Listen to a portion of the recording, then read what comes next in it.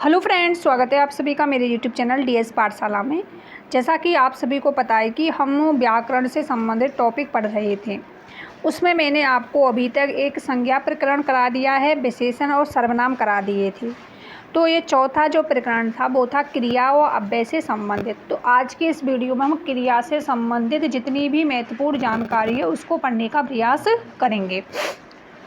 तो दोस्तों, अब मेरी क्लास आपको कंटिन्यू मिला करेगी, लगातार मिला करेगी। कुछ रीज़न ऐसे थे जिसकी वजह से मैं आपको क्लास नहीं दे पाई, तो लेकिन अब मैं फ्री हूँ। एग्ज़ाम भी हो गए हैं बच्चों के, अब बिल्कुल फ्री हूँ। आपको क्लास डेली देने की कृपा करूँगी। और दोस्तों, आपको अपने लक्ष्य तक पहुंचना है। आपके जो सपने हैं उनको आप ही साकार कर सकते हो, कोई दूसरा करने नहीं आएगा। रुकावटें आएंगी, ऐसे लोग भी मिलेंगे तुम्हें सलाह देने वाले जो ये भी कहेंगे कि तैयारी मत करो, तैयारी से क्या होगा, कुछ नहीं होगा, इतने बच्चे बैठते हैं। लेकिन आपको किसी की भी बात का अनुसरण नहीं करना है, सिर्फ अपने मन की बात सुननी है और अपने माता पिता की तरफ देखना है। सिर्फ अपने माता पिता के सपनों को पूरा करना है, तो आपको पढ़ना होगा। तो आज की क्लास शुरू करते हैं। क्रिया क्या है, क्रिया के भेद कितने हैं, उनके बारे में पढ़ेंगे। तो हमारे आधार की जो ग्रंथ हैं वो इस प्रकार से: हिंदी व्याकरण कामता प्रसाद गुरु की, हरदेव बिहारी बाहिरी, वासुदेव नंदन प्रसाद और हरदेव ये डॉक्टर केदार शर्मा। तो जैसा कि आपने अभी तक पढ़ा होगा, क्योंकि बेकारी और अबेकारी शब्द मैंने आपको संज्ञा प्रकरण कराया था, उसमें समझा दिया था कि क्रिया एक बेकारी शब्द है। बेकारी शब्द क्या होते हैं? जिनमें लिंग वचन पुरुष के अनुसार रूप परिवर्तन होता है। क्रिया के मूल को क्या कहते हैं? धातु। ये भी पूछा गया है कि क्रिया के मूल रूप को क्या कहते हैं? तो धातु कहते हैं। धातु क्रियापद का वह अंश है जो किसी क्रिया के सभी रूपों में पाया जाता है। जैसे पढ़ना की मूल धातु पठ है, लेकिन इसमें ना प्रत्यय जोड़ा तो क्रिया क्या बनी? पढ़ना। यदि आपसे पूछा जाए कि पढ़ना में जो मूल धातु क्या है दोस्तों? पठ है, और इसमें जब ना प्रत्यय जुड़ती है तो शब्द बनता है पढ़ना। क्रियाएं तीन प्रकार के शब्दों से बनती हैं। एक तो धातु से बनती हैं, संज्ञा से बनती हैं और विशेषण से बनती हैं। आपने अब तक ये पढ़ा होगा कि क्रियाएं सिर्फ धातुओं से बनती हैं, लेकिन तीन शब्दों से बनती हैं। किस किस से बनती हैं दोस्तों? एक तो धातु से बनती हैं, संज्ञा से बनती हैं और विशेषण से बनती हैं। तो जैसे कि धातु से खा से बनता है खाना, खाता, खाया। संज्ञा से जैसे आलस से अलसाना, अलसाता। विशेषण से जैसे चिकना विशेषण है, गुणवाचक विशेषण, तो इससे बनेगी चिकनाना। इससे क्या बनेगी? चिकनाना। अगला है इसमें क्रिया के भेद। तो आपने अब तक ये पढ़ा होगा कि क्रिया के दो भेद होते हैं, सकर्मक और अकर्मक, कर्म के आधार पर। लेकिन क्रिया के भी अन्य भेद हैं सकर्मक अकर्मक के अलावा, उनको हम इसमें पढ़ने का प्रयास करेंगे। डॉक्टर हरदेव बहारी ने रचना की दृष्टि से क्रियाओं के दो भागों में विभक्त किया है। एक तो होती है रूढ़ अथवा मूल क्रिया, जो अपने मौलिक रूप में रहती हैं, और एक होती है यौगिक क्रिया। कौन सी होती है दोस्तों? यौगिक क्रिया। तो रूढ़ या जो मूल क्रिया होती है, धातु से बनने वाली क्रियाएं होती हैं। जैसे कि खाना, खाता, खाया, खाए आदि, सबकी मूल धातु क्या है? खा है। सबकी मूल धातु इसमें क्या है? खा है, और खा से ही ये सारे क्रियाएं जो बनी हैं, जो खा से ही बनी हैं। यौगिक शब्द, अब आपको पता है यौगिक दो या दो से अधिक शब्दों के मेल से बनता है, एक से अधिक तत्वों से बनती हैं यौगिक क्रिया। जैसे कि खाना से खिलाना, पीना से पिलाना, देख से दिखाना, पढ़ना से पढ़वाना आदि यौगिक क्रियाएं हैं। इन सब की जो क्रिया थी वो मूल थी, और ये यौगिक एक से अधिक तत्वों से मिलकर बनी होती हैं। अगला ये है कि यौगिक क्रियाएं चार प्रकार की होती हैं। तो प्रेरणार्थक क्रियाएं, यहाँ से क्वेश्चन पूछा गया है, रीट प्री में यहाँ से क्वेश्चन भी बना था। संयुक्त क्रियाएं, अनुकरणात्मक क्रियाएं और नाम धातु क्रियाएं। प्रेरणार्थक क्रिया क्या होती हैं? जब कर्ता किसी कार्य को स्वयं ना करके किसी दूसरे को कार्य करने की प्रेरणा देता है।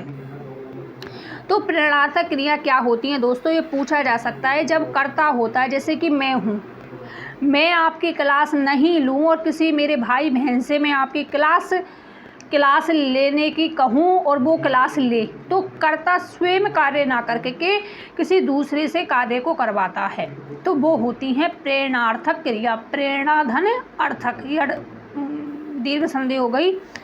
प्रेरणार्थक क्रियाओं में आ लगता है, क्या लगता है? आ। कर से करा, सुन से सुना। प्रेरणार्थक क्रियाओं में बा लगता है, जैसे सुनवा, हटवा, पढ़वा आदि। प्रेरणार्थक रूप लेने पर कभी कभी धातुओं में कोई परिवर्तन नहीं होता है। ऐसी भी कुछ क्रियाएं होती हैं जिनमें परिवर्तन नहीं होता है। तो ये क्रियाएं होती हैं जैसे कि घिसवा, धुलवा और लिखवा आदि। लिखवाया, लिखवाया तो होती है, इसमें वाया है। कभी कभी प्रेरणार्थक रूप लेने पर धातु में यदि दीर्घ स्वर हो तो वह ह्रस्व हो जाता है। काट से कटा, कटवा से कटा, कटाया कटवा। नाच से नचाया नचवा। प्रेरणार्थक क्रियाएं, फोन हो रहा है। प्रेरणार्थक धातुओं में ए और ऐ का ह्रस्व रूप ई और ओ औ का ह्रस्व रूप ऊ हो जाता है। जैसे कि खेल से खिला, खेल से क्या बना इसमें? खिला, क्योंकि ए का जो रूप है वो ई में बदल गया, ह्रस्व ई में। ओ और औ का ह्रस्व रूप बनेगा ऊ। खेल से खिला, खिलवा। बैठ से बिठाया, बिठवा। मोड़ से मुड़वा, तोल से तुलवा।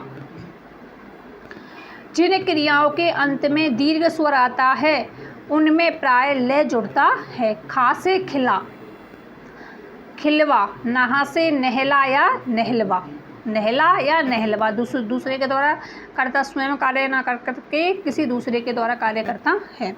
संयुक्त क्रियाएं, जो क्रिया किसी क्रिया अथवा संज्ञा आदि शब्द के साथ दूसरी क्रिया का योग करने से बनती हैं, वे संयुक्त क्रियाएं कहलाती हैं। योग से बनती हैं, शब्द में ही संयुक्त शब्द है तो दो या दो से योग से बनेंगी।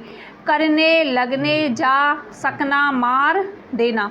इनमें करने, जा और मार क्रियाओं के आगे लगना, सकना, देना क्रियाएं जोड़कर संयुक्त क्रियाएं बनाई जा सकती हैं। अर्थ की दृष्टि से संयुक्त क्रियाओं के 13 भेद होते हैं, लेकिन आपको इनको पढ़ना नहीं है, यहाँ से क्वेश्चन आएगा नहीं, इसलिए मैं आपको इनको नहीं पढ़ाऊंगी। आगे हम इसमें पढ़ते हैं। कुछ विद्वानों ने संरचना और प्रयोग के आधार पर संयुक्त क्रिया के 4 भेद माने हैं। संयुक्त क्रिया के कितने भेद माने हैं दोस्तों? 4 भेद। वे कौन कौन सी हैं? मुख्य क्रिया, जो क्रिया वाक्य में निहित मुख्य अर्थ का बोध कराए, उसकी आंखें भर आई, तो इसमें मुख्य क्रिया कौन सी है? भर। उसने प्रश्न लिख लिया, तो इसमें मुख्य क्रिया कौन सी है? लिख। जो क्रिया वाक्य के निहित मुख्य अर्थ का व्यक्त करती है। सहायक क्रिया, जो मुख्य क्रिया के बाद में आती हैं, जो मुख्य क्रिया की काल रचना में सहायक होती हैं, वो सहायक क्रिया कहलाती है। उसने प्रश्न लिखा, लिया, तो लिख मुख्य क्रिया है और लिया सहायक क्रिया है। सहायक क्रिया को गौड़ क्रिया भी कहते हैं। संयोजी क्रिया क्या होती है? आपने अभी तक नहीं पढ़ा होगा। मुख्य क्रिया के साथ मिलकर उसे संयुक्त रूप प्रदान करने वाली क्रियाएं मुख्य क्रिया के आरंभ, अभ्यास, सातत्य आदि को सूचित करती हैं। रंजक क्रिया क्या होती है? मूल क्रिया के अर्थ को विशिष्टता प्रदान करने के लिए वह बैठा है, सामान्य क्रिया है, वह सब कुछ गवा बैठा है, तो रंजक क्रिया। जिसमें विशिष्टता आ जाए, अर्थ में क्या आ जाए? विशिष्टता आ जाए, विशिष्टता का भाव आ जाए, तो वो होती है रंजक। देखो, वह बैठा है सामान्य क्रिया है, लेकिन वह सब कुछ गवा बैठा है, यहाँ पर भी बैठा है लेकिन सब कुछ गवा बैठा है, ये रंजक क्रिया मतलब विशिष्ट अर्थ का गोतक है। एक दूसरा एग्जाम्पल देखते हैं। अस्वस्थ व्यक्ति मर गया, सामान्य क्रिया है, वह संपत्ति में अपना हक लेकर ही मरा, तो ये कौन सी क्रिया हो गई? रंजक क्रिया। अनुकरणात्मक क्रियाएं क्या होती है? किसी वास्तविक या कल्पित ध्वनि के अनुकरण पर बनने वाली क्रियाएं, जैसे खटखट से खटखटाना, थरथर से थरथराना, थप थप से थपथपाना, ये होती हैं अनुकरणात्मक क्रियाएं। नाम धातु क्रिया से क्वेश्चन सेकंड ग्रेड में पूछा गया था कि नाम धातु क्रियाएं कैसी होती हैं। संज्ञा सर्वनाम विशेषण से बनने वाली क्रियाएं नाम धातु क्रियाएं कहलाती हैं। जैसे बात एक संज्ञा शब्द है तो बात से बनेगी बतियाना। अपना एक सर्वनाम शब्द है वो तो उससे बनेगी अपनापन। साठ एक विशेषण शब्द है तो साठ से बनेगी सटियाना। गरम से बनेगी, गरम एक विशेषण शब्द है तो गरम से बनेगी गरमाना। तो ये नाम धातु क्रियाएं किससे जुड़ती है, सीधा क्वेश्चन आएगा, इसमें पूछा भी गया है कि संज्ञा सर्वनाम विशेषण से बनने वाली जो क्रियाएं होती है वो नाम धातु क्रियाएं कहलाती हैं। बस एक स्लाइड और है फिर हो जाएंगे आपकी ये पूर्वकालिक क्रिया है, बस खत्म। अब वे कल पढ़ेंगे। कर्म के आधार पर विद्वानों ने क्रिया के दो अन्य भेदों का उल्लेख किया है। एक होती है सकर्मक और एक होती है अकर्मक। अकर्मक क्रिया, जिन क्रियाओं के प्रयोग में कर्म की आवश्यकता नहीं होती वो अकर्मक क्रिया कहलाती हैं। चल, उठ, बैठ, सो, रो, हंस, उछल, दौड़ आदि। अकर्मक क्रियाओं का फल कर्ता पर पड़ता है।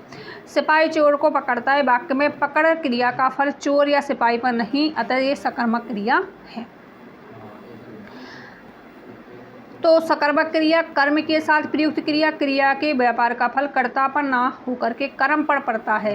राम रमा सेब खाती है, क्या खाती है, सेब, तो किस पर पड़ रहा है, कर्म पर प्रभाव पड़ रहा है।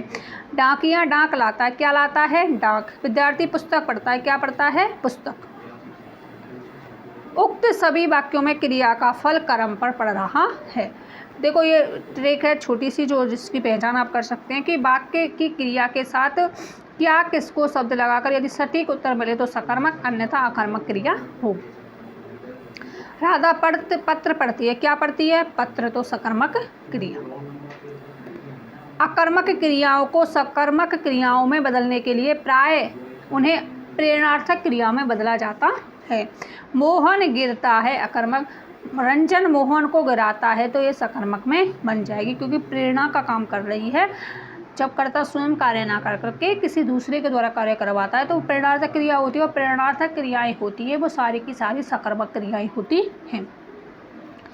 पूर्वकालिक क्रिया, यहाँ से भी क्वेश्चन बना है। किसी वाक्य में दो क्रियाओं का प्रयोग होने पर जो क्रिया दूसरी क्रिया से पहले संपन्न हो वह पूर्वकालिक क्रिया कहलाती है। राधा खाना खाकर सो गई, तो इसमें दो क्रियाएं होंगी। एक क्रिया ऐसी होगी जो संपन्न होगी और दूसरी क्रिया कैसी होगी, जो संपन्न नहीं होगी। दूसरी क्रिया चल रही हो और पहली क्रिया समाप्त हो गई हो। जैसे राधा खाना खाकर सो गई, तो खाकर इसमें पूर्वकालिक क्रिया है।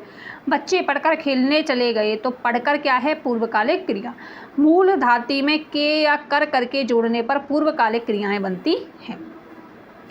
तो दोस्तों ये था क्रिया प्रकरण। आशा करती हूँ आपको क्रिया प्रकरण अच्छे से समझ आ गया होगा, और कोई भी यदि आपका प्रश्न हो तो आप कमेंट बॉक्स में पूछ सकते हैं। तो मिलते हैं नेक्स्ट वीडियो में, तब तक अपना ध्यान रखिएगा। Bye bye, take care all of you.